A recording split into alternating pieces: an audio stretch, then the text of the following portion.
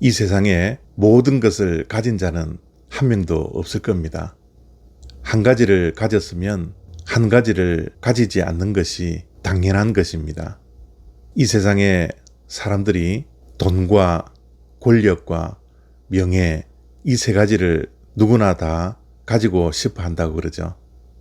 그러나 세 가지를 다 가질 수 없다는 것을 항상 명심해야 합니다. 셋 중에 하나만 가지면 둘을 더 가지겠다라는 욕심은 버려야 합니다. 오늘 본문에 나오는 라헬은 야곱의 사랑을 받았습니다.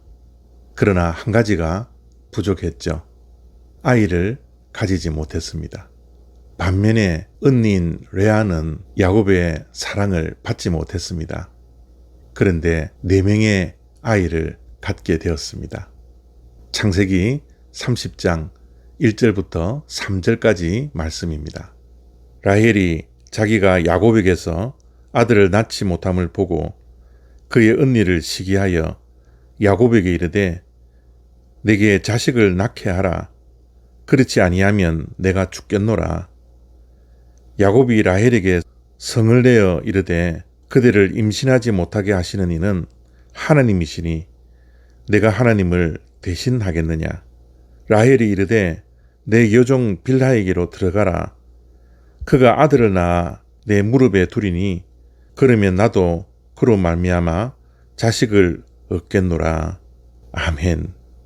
라헬은 언니 레아가 아들 4명을 낳자 화가 많이 났습니다. 시기와 질투가 불일 듯이 일어났습니다. 그래서 야곱에게 가서 화를 냅니다. 나를 임신케 하지 못하면 나를 죽이라고 야곱을 협박합니다. 야곱은 이 말을 듣고 얼마나 황당했겠습니까? 라헬이 아이를 낳지 못하는 것은 야곱의 잘못이 아닌데 하나님께서 라헬의 태를 열어주지 않아서 아이를 낳지 못하는 건데 나를 임신케 하라고 협박하고 있는 라헬을 보니 딱하기도 하고 황당하기도 했을 것입니다.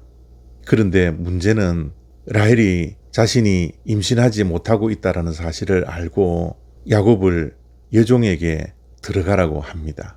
그래서 여종이 아들을 낳으면 대리만족을 가지려고 그런 계략을 품게 되었죠. 그런데 놀라운 것은 야곱이 이 말을 듣습니다.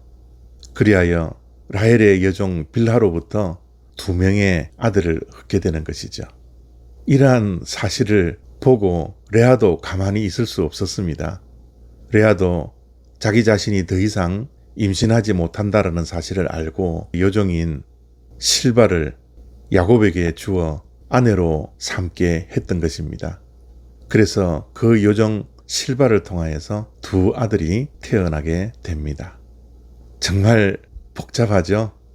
이스라엘의 12지파의 출생이 이렇게 복잡합니다. 결코 자랑할 수 없고 드러내고 싶지 않는 출생의 비밀들을 이스라엘의 믿음의 조상인 12지파들이 가지고 있었던 겁니다. 오늘 이러한 말씀을 통해서 새롭게 깨닫는 진리가 무엇인가요? 저는 이 말씀을 묵상하면서 우리의 미래는 결코 과거에 의해서 지배받지 않는다라는 것을 깨닫습니다. 미래는 우리의 과거에 있는 족보가 결정짓지 않습니다. 만약 족보와 과거가 우리의 미래를 결정짓는 거라면 야곱의 숨기고 싶은 가정사를 가진 12아들이 결코 이스라엘의 12지파가 될 수 없었고 믿음의 조상이 될 수 없었던 것입니다. 우리의 미래는 무엇이 결정합니까? 바로 하나님이십니다. 하나님만이 우리의 미래를 결정하십니다.